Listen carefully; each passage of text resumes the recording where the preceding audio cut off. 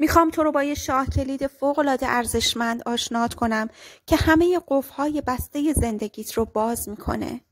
این شاه کلید این هست که وقتی در زندگی دچار مشکلات عدیده‌ای شدی که از عهده حل اونها بر نمیای و کلافه و سردرگم هستی، این مشکلات رو به اون خدای عزیز و مقتدرت بسپار. اما این سپردن باید شرطی رو در موردش رعایت کنی که به همون اندازه که خیلی از قوانین طبیعی که پیرامونت هست رو باور داری، این رو هم باور داشته باشی که وقتی این مشکلت رو به دستان خدا سپردی 100% اون مشکل به بهترین نحو حل میشه.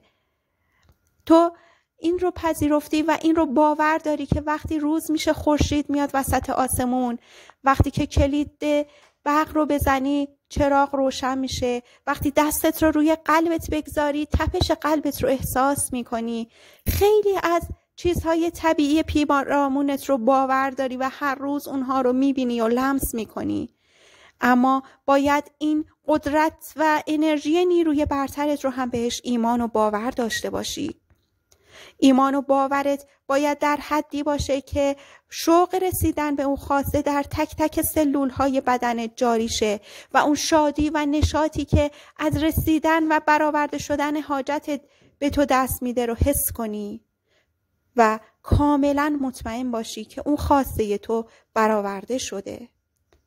اون وقت دیگه هیچ گونه استرس، نگرانی و هیچ تشویش خاطری نداری، چون که مطمئنی که اون خدای بزرگ حلال همه مشکلات توه. پس با خیال راحت مشکلاتت رو به دستش بسپار.